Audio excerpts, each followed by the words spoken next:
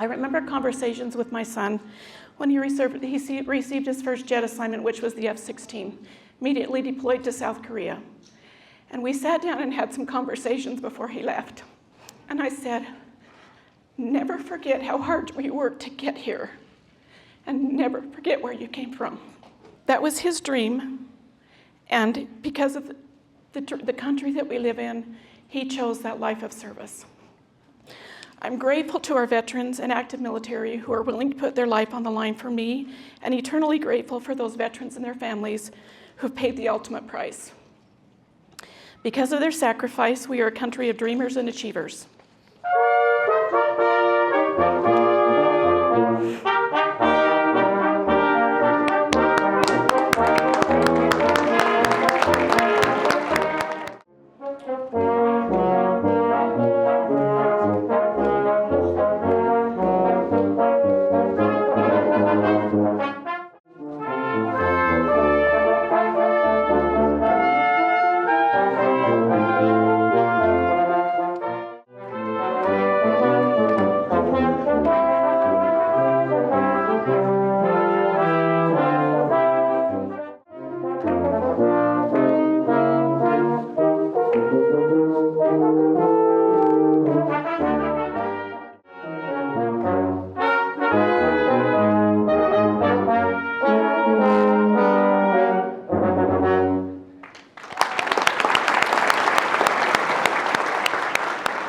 In conjunction with our program, we send out information for an essay contest across the state.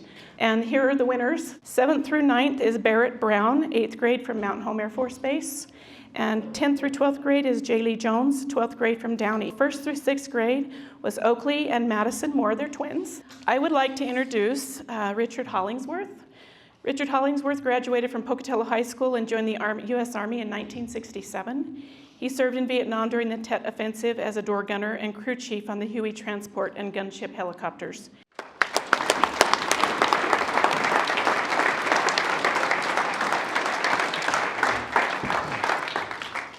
Today, we're honored to have with us a true American hero, both on the football field and in the service to our country. Rocky Bleiler didn't fall within the ideal of what a running back should look like. He had to run harder, play smarter, and stand out during high school and college. Despite his drive and ability to make a big play, Bleiler wasn't drafted by the Pittsburgh Steelers in 1968 NFL until the 16th round. Then, before Bleiler's first season with the Steelers ended, he was drafted again, this time by the United States Army. Ladies and gentlemen, it is my honor to introduce to you this year's Salute to Idaho Veterans, Mr. Rocky Bleiler. Today is about stories, and we all have a story of how we got to where we are today. I want you to picture this in your mind. As we broke out of that huddle, Franco Harris, my running mate, is lined up behind Terry Bradshaw, our quarterback. I am to the right of Franco. The play that had been called was just a quick pass play to the halfback, myself, where I'd go at a 45-degree angle down to the line of scrimmage, cut down the line of scrimmage at another 45-degree angle, catch the ball over my shoulder, take a 90-degree turn up the field, pick up 1, 2, 3 yards, depending on how the Cowboys would react, and they always reacted well. But when the ball was snapped, none of that happened. I did break out of my stance, but my opponent jumped across that line of scrimmage and took my path away from me. So the best I could do was what? Cut it short. I took that 90-degree turn right up in front of him. Now, in the meantime, Bradshaw was faking to Franco Harris into the line of scrimmage, and when he pulled that ball out, looking for that receiver, myself, down that line of scrimmage, and when he did not spot me,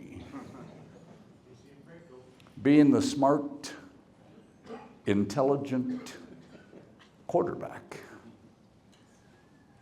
we perceived him to be, it finally dawned on him that it might be a broken play. So he tucked the ball underneath his arm and he started to scramble to his right. And as he's scrambling to his right, that sideline was looming up.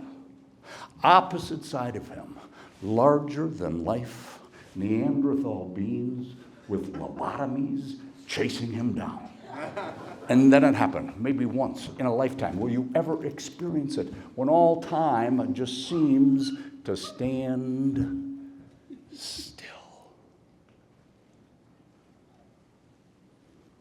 And our eyes met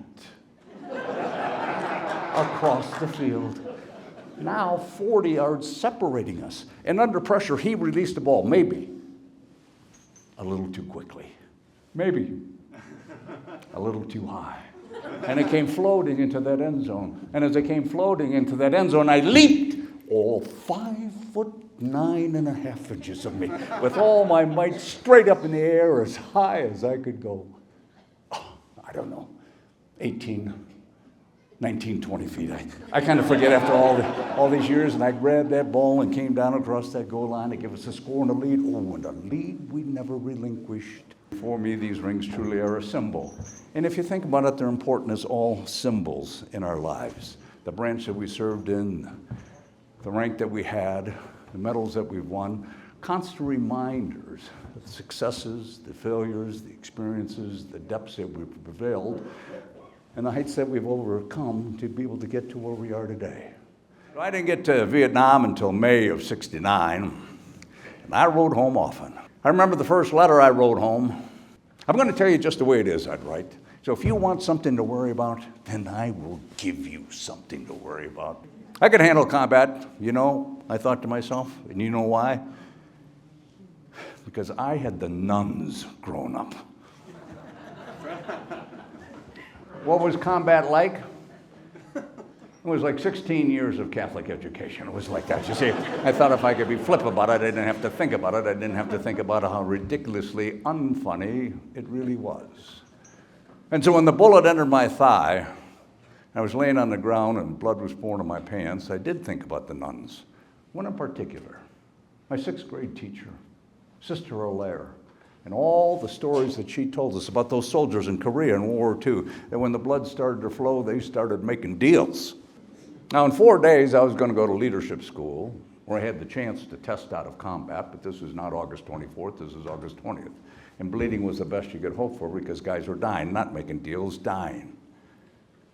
And so with a bullet in my thigh, panic in my chest, I still had my weapon, a grenade launcher. And let me tell you this, I was launching grenades not knowing where they were landing. We were getting hammered. I put my head down for a second, when all of a sudden out of the corner of my eye, I saw a grenade come flying through the air and it hit my commanding officer right in the middle of the back, bounced off of him, rolled between my feet, and before I could get up and get out of the way, it blew up and blew up through my feet and my lower legs. And again, we were in another firefight until a sister platoon fought its way down and dragged us out of there.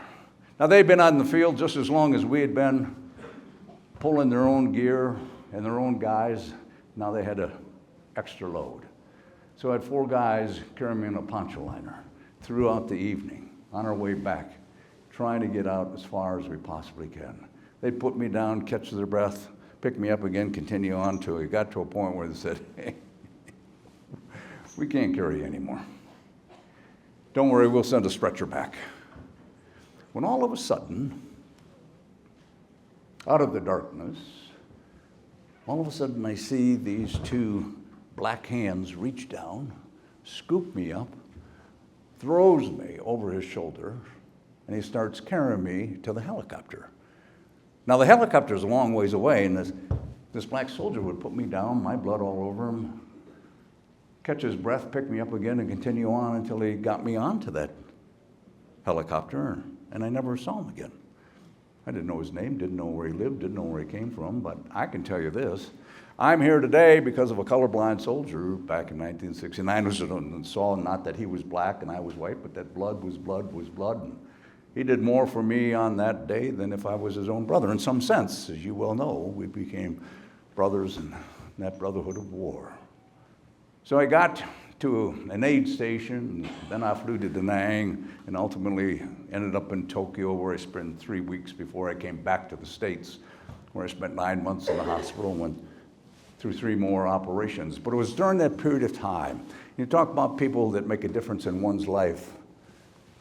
I was in that aid station, IV, a morphine drip, and then all those questions that we have of time of need, I don't care when and where, of why me, now what, where am I gonna go? I mean, I had something, you took it away from me, where's my future in all this? When across from me was a young soldier. He was a triple amputee, lost his left arm and both legs. And every day, I'd watch him grab that little trapeze that swung over his bed and he'd swing his torso into his wheelchair. And I thought, wow, if anybody could be embittered with their lot in life, it would be that young soldier. But yet he chose to make a difference. Yet he chose to have a positive attitude. And I thought, wow. I mean, if he could have an attitude like that, what about me? I'm going to walk someday. So in closing, I'd like to leave you with a few words that have been, well, with me for a lot of years. And they go like this. If you think you are beaten, you are. If you think you cannot, you don't. Life's battles won't always go to the stronger or faster man, but sooner or later, the one who wins is the one who thinks he can.